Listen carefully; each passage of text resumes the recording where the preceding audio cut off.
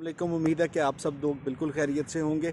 कुछ अल्फाज को जानने की आज कोशिश करेंगे कि बहुत से अल्फाज जो हम इस्तेमाल करते हैं, कई मरतबा ऐसे होता है कि उन अल्फाज को वक्त के साथ साथ हमने जिस तरह सुना उसी तरह से बोलना शुरू कर दिया, हालांकि उनका मफहूम है। कभी उसको गौर करने की कोशिश करें तो तब नुक्ता अयां होता है कि इसमें कहीं ना कहीं गलती मौजूद है। मुझे याद है कि चूँकि मेरा रेडियो से ताल्लुक़ है, तो रेडियो की दुनिया में हमने एक लफ्ज़ सुनना शुरू किया, वो ये था कि किसी भी चीज़ का सिलसिला जारी व सारी होना। और फिर आहिस्ता आहिस्ता बहुत से लोग जो हैं वो अब इसका इस्तेमाल करते हैं कि मान लीजिए कि आप किसी काम में मसरूफ़ हैं तो आप कहते हैं जी कि फ़लाँ काम का सिलसिला जारी व सारी है।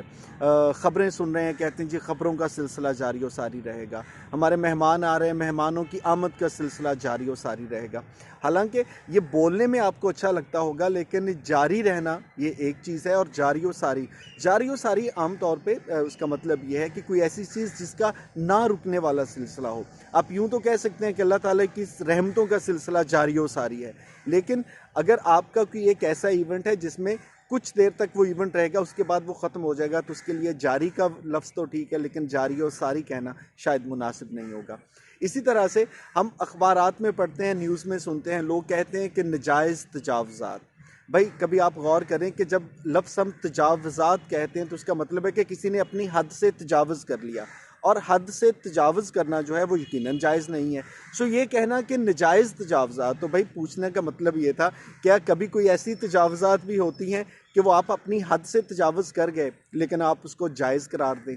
तो जब नाजायज़ तजावज़ात हम कहते हैं तो समझ ये आती है कि शायद कोई ऐसी हद होगी कि जहाँ तक तजावज़ करना जो है वो शायद जायज़ होगा, हालांकि ऐसा नहीं है। सो तजावज़ात का लफ्ज़ इस्तेमाल कर लें तो वो काफ़ी है, नाजायज़ कहना ज़रूरी नहीं। अच्छा, इसी तरह पिछले कुछ अरसे से बड़ी ये एक ख़बरों में लफ्ज़ इस्तेमाल होता है। बड़े बड़े हमारे जो हुक्मरान हैं वो अपनी जुमलों में ये लफ्ज़ इस्तेमाल करते हैं कि ये सोची समझी साजिश है। अब कभी आप इस साजिश के लफ्ज़ पे गौर करें। साजिश हमेशा जब भी कोई करेगा तो वो सोच समझ के करेगा। ऐसा नहीं हो सकता कि राह चलते अचानक से कोई ऐसी चीज़ होगी और उसने कहा कि नहीं ये मेरे खिलाफ साजिश है, और उस शख्स ने कहा कि नहीं ये तो काम मैंने सोचा ही नहीं था। सो जब सोच समझ के ही साजिश की जाती है तो ये कहना कि ये कि सोची समझी साजिश है, ये भी शायद मुनासिब नहीं है। सो अपनी गुफ्तगू में जितने भी हम अल्फाज इस्तेमाल करते हैं उन अल्फाज को थोड़ा सोचा ज़रूर करें।